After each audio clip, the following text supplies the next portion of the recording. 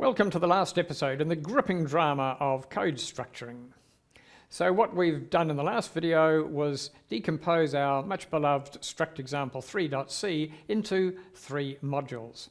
That's explained on the slide here. Just to recap very briefly, if I list my current directory, which I've cleaned up and have a nice self-contained set of source code files, I have process_students.c. That is the renamed version of what in the last video was the residue of struct example 3.c. It contains just the main function plus the couple of hash includes to pull on the other declarations it needs, and the 2 modules, student and student list. Each of those has a .c header, a .c file for the definitions and a .h file for the declarations. So there's the declarations of the struct, student, and the 2 or the 3 functions it needs for the student module, and similarly for the student list module. The definitions of those, of the various functions, are within the .c file. You will recall that in order to build this, I had to compile the .c files. There's the first one, there's the second one, there's the third one, and then lastly I had to link them. I couldn't quite do that out of the box with Genie. I could hack at the build commands, but I didn't. What I did instead was drop into a terminal window and type a command of that sort there, gcc process_students.o, student.o, studentlist.o. So that's the 3.o files pushed into the C compiler, which simply pushes them on and turn to the linker. In this case, I've chosen to call the output file process students rather than blah to be somewhat less frivolous. So when that command's executed, I have a version of process students that I can run using the studlist.txt as input, just as before. Now, if I change something in this process, it gets messy. I have to try to remember what depends on what in order to figure out which commands or what buttons I have to click and what commands I have to type down here to recover the final or to rebuild the final module. That's summarized by this thing here called a dependency graph. If you look at that, it says that process students, that's the one I just built up here, process students, that process students, in order to build that, I need those 3 .os. And of course, in turn, in order to build those, which I did using button clicks here, I needed to know what commands to build each of those with.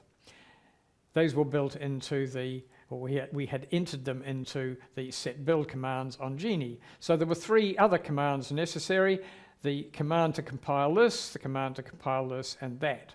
Notice that student.o depends on 2 files, 2 source files.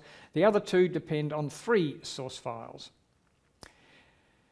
So when I change something, I have to understand that dependency graph in order to rebuild the final module. That could be tedious. So we have a solution. The solution is a cunning thing called a makefile. Let me begin by demonstrating that in action. I'm going to type the command make. Make by itself looks for a file called a makefile, and it just turns out there is one in our current directory, or is there? Let's find out. Oh, no, there isn't. No target specified and no makefile found. Oh, well, fortunately, I happen to have a makefile. Let me save it into the right directory, which is process students. Save that there, and let me rerun that command. Make. Now it has a makefile, and that apparently is sufficient to tell it that process students is up to date. Let's do something to make it not up to date. Let me modify student.c, and I'm going to do something totally frivolous, like insert a space into the commenty area here. If I type make again, what we now get, a little bit of magic takes place. We changed student.c, which affects this module, so that has to be recompiled. There's the recompile command. The other 2 do not need to be recompiled, so they are not. And finally, the final target is made, the process students. All very clever. How did that work? Well, firstly, underpinning all this is the fact that every file in our directory has a last modified date. You can see those if you go ls-l, although these are coarse. This is just to the minute. There's actually to the second and millisecond type information available within the system. So it does actually work even for fine timescales. So the make program knows what got changed since the last time the target was built. It can compare the dates there with all of those dates, and then it can use that graph to build the bits it needs. If I do something more drastic, like modify student.h, you'll see that affects everything. So if I go to student.h and modify it in a similar way by putting a space in there and save it, then now when I go make, we get the whole kit and caboodle. There's the 3 C compile commands, followed by the version that links things together. Okay, let's look at a makefile to see how that all worked. There's the makefile.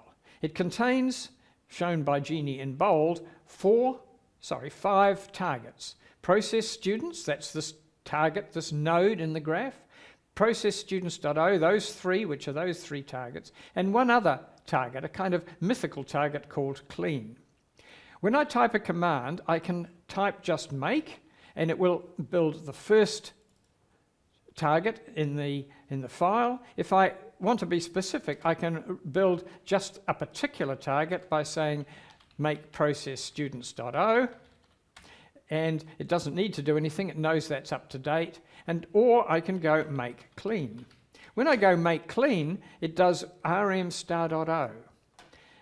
And that's done because, if you look at each of these target definitions, the definition or the dependency statement is followed by a statement to say what command is needed to actually build that particular node. And this pseudo, well, it's not pseudo, it's a real target. This clean target is built by removing all the .objects.